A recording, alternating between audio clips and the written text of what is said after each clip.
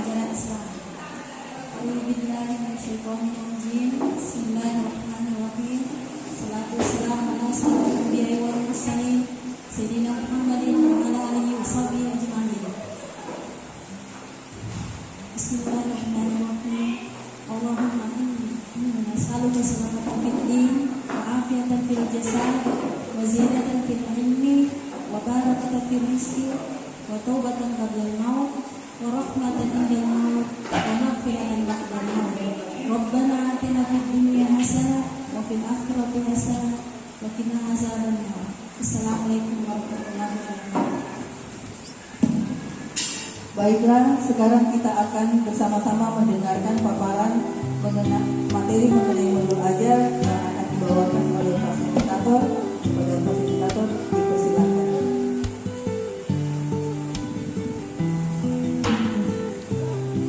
Baiklah, terima kasih atas kesempatan yang diberikan kepada saya sebagai fasilitator. Kali ini saya akan membawakan dari kelompok kami materinya, yaitu tentang modul ajar. Di sini ada pertanyaan tematik untuk Bapak dan Ibu. Apa yang Anda ketahui tentang modul ajar dan RPP? Seperti yang sudah sebelumnya, kita sudah ketahui bahwa RPP adalah rancangan pelaksanaan pembelajaran. Ya, kali ini kita akan membuat modul ajar, di mana pengembangan dari RPP tersebut pada kurikulum paradigma yang baru disebut dengan yang namanya modul ajar. Ya, ini ada berupa pertanyaan tematik tentang apa yang Bapak Ibu ketahui tentang modul ajar atau RPP. Seperti yang sudah sebelumnya pernah Bapak Ibu buat. Seperti di sini penjelasannya, modul ajar itu adalah sejumlah alat, sarana, media, metode, dan petunjuk atau pedoman. Yang kedua, implementasi alur tujuan pembelajaran. Dan yang ketiga, disusun sesuai dengan tahapan. Ya, next.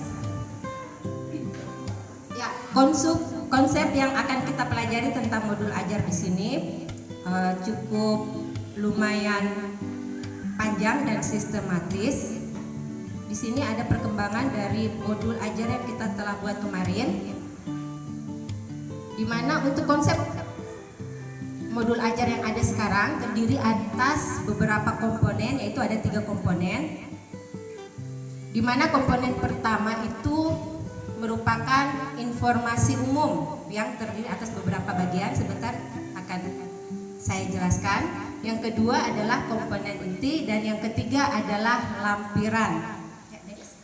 Ya, untuk informasi umum ini terdiri atas 6 bagian, di mana yang pertama adalah identitas modul, kompetensi awal, profil pelajar Pancasila, sarana dan prasarana, target peserta didik, dan model pembelajaran yang digunakan. Kemudian masuk kepada komponen inti.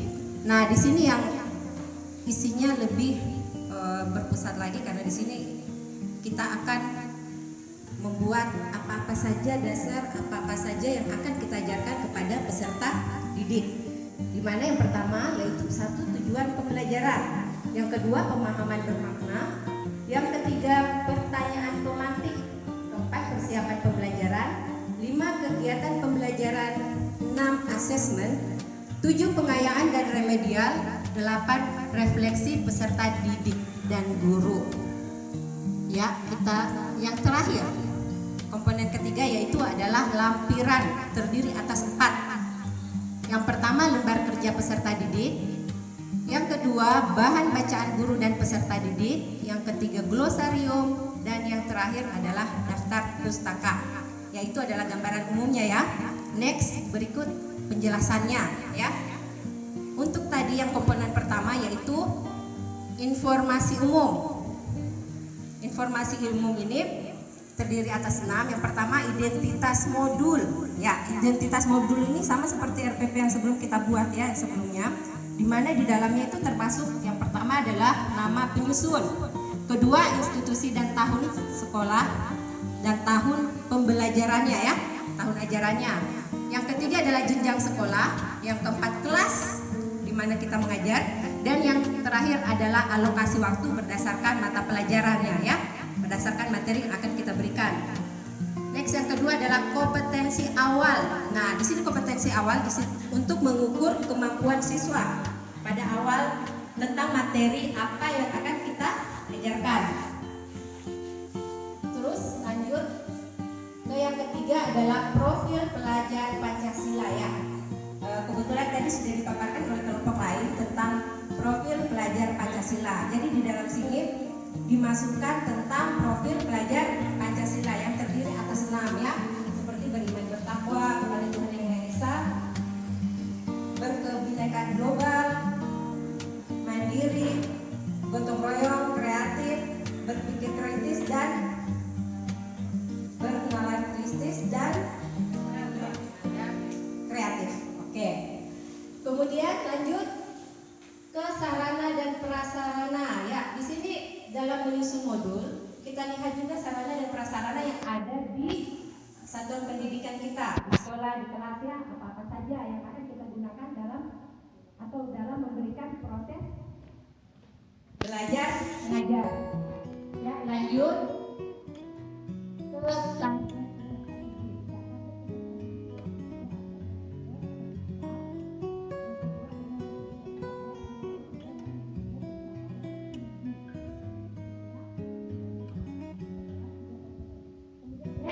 ke model pembelajaran yang digunakan ya, seperti kondisi sekarang ini. Kalau dulu mungkin yang kita kenal hanya tatap muka, sekarang sudah ada lanjut model baru yaitu PJJ daring ya, yang kita gunakan pada masa sekarang ini.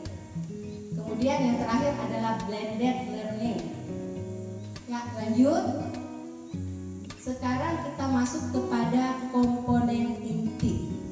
Komponen inti terdiri atas 8 bagian. Yang pertama adalah tujuan pembelajaran, di mana tujuan pembelajaran ini termasuk di dalamnya pengetahuan, keterampilan, kolaborasi, dan strategi komunikasi. Kemudian lanjut yang kedua adalah pemahaman bermakna, informasi yang bermanfaat yang akan kita berikan kepada peserta didik sebelum memulai ya. Next, berikut penjelasannya ya. Untuk tadi yang komponen pertama yaitu informasi umum. Informasi umum ini terdiri atas 6. Yang pertama identitas modul. Ya, identitas modul ini sama seperti RPP yang sebelum kita buat ya sebelumnya, di mana di dalamnya itu termasuk yang pertama adalah nama penyusun, kedua institusi dan tahun sekolah dan tahun pembelajarannya ya, tahun ajarannya. Yang ketiga adalah jenjang sekolah, yang keempat kelas di mana kita mengajar, dan yang terakhir adalah alokasi waktu berdasarkan mata pelajarannya ya, berdasarkan materi yang akan kita berikan. Next, yang kedua adalah kompetensi awal. Nah, di sini kompetensi awal untuk mengukur kemampuan siswa pada awal tentang materi apa yang akan kita ajarkan. Terus lanjut ke yang ketiga adalah profil pelajar Pancasila ya. Kebetulan tadi sudah dipaparkan oleh kelompok lain tentang profil pelajar Pancasila. Jadi di dalam sini dimasukkan tentang profil pelajar Pancasila yang terdiri atas 6 ya, seperti beriman bertakwa kepada Tuhan Yang Maha Esa, berkebinekaan global, mandiri, gotong royong, kreatif, berpikir kritis dan bernalar kritis dan kreatif. Oke. Kemudian lanjut ke sarana dan prasarana. Ya, di sini dalam menyusun modul kita lihat juga sarana dan prasarana yang ada di satuan pendidikan kita, di sekolah, di kelas ya, apa-apa saja yang akan kita gunakan dalam memberikan proses belajar mengajar. Ya, lanjut ke target peserta didik. Ya, target peserta didik ini ada 3, yang reguler atau tipikal, yang kedua adalah kesulitan belajar, dan yang ketiga yang mempunyai pencapaian tinggi. Gitu ya, dibagi ke next, lanjut ke model pembelajaran yang digunakan.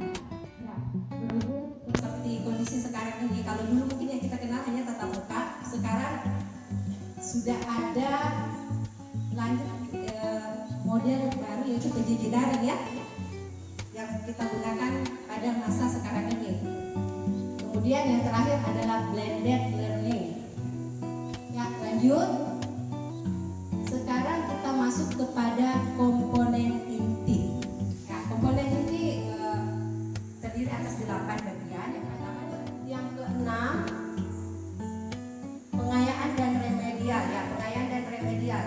Ini diperuntukkan, pengayaan itu diperuntukkan bagi siswa-siswa sebenarnya capaian sudah bagus, sudah tinggi. Ya, diberikan lagi kembali untuk lebih meningkatkan kemampuan mereka. Kemudian yang remedial diberikan kepada siswa yang dianggap masih belum mencapai tujuan dari pembelajaran. Kemudian yang ketujuh, ya, yang terakhir ya, sudah ya, cukup 6 saja tadi. Kemudian untuk lampiran.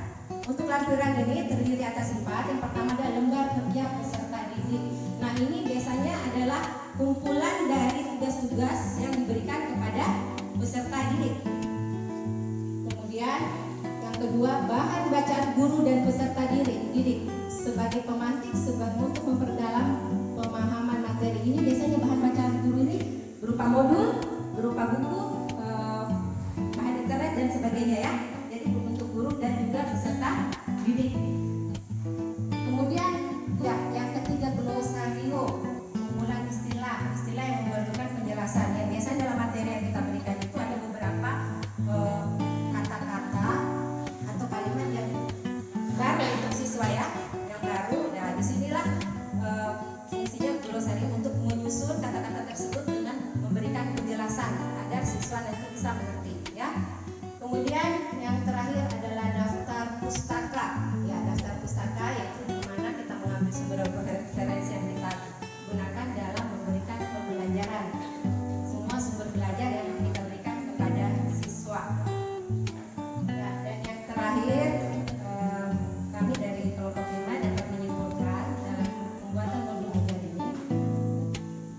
Modul ajar adalah sejumlah alat atau sarana media, metode, petunjuk, dan pedoman guru dalam memberikan pembelajaran pada peserta didik. Itu saja yang bisa kami paparkan tentang materi modul ajar dari kelompok kami. Kurang lebihnya mohon dimaafkan. Saya kembalikan kepada moderator.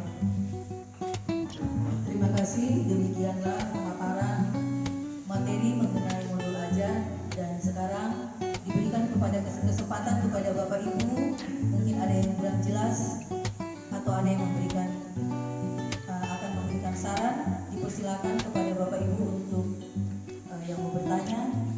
Silakan sebutkan nama dan kelompoknya.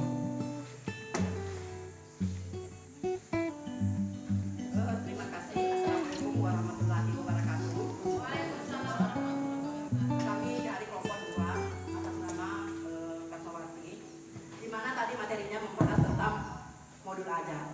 Dalam penyusunan modul ajar harus memasukkan profil pelajar Pancasila, di mana terdapat 6 elemen.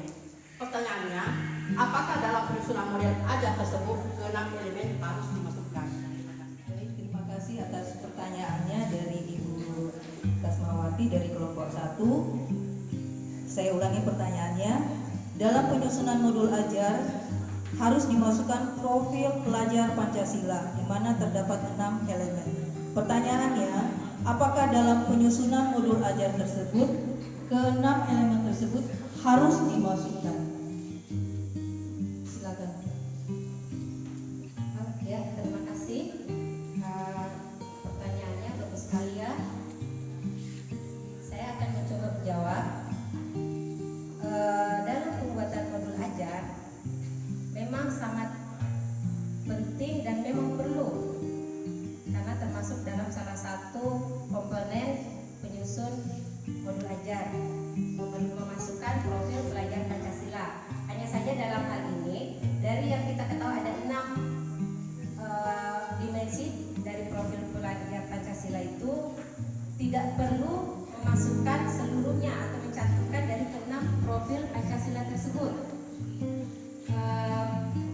Kita dapat memilih atau menyesuaikan dengan materi dan metode apa yang akan kita berikan kepada peserta didik. Bisa saja tergantung materi apa, bisa semuanya, bisa sebagian saja, atau satu atau dua saja dari profil pelajar Pancasila tersebut. Ya, itu saja. Bagaimana penanya? Sudah jelas? Ya, terima kasih. Mungkin masih ada lagi yang mau bertanya? Persilakan. Kalau tidak ada, kita akan mengakhiri kegiatan kita pada pagi hari ini, dan sekali lagi saya akan membacakan kesimpulan dari materi kami mengenai modul ajar, bahwa modul ajar adalah sejumlah alat atau sarana, media, metode, petunjuk dan pedoman guru dalam memberikan pembelajaran.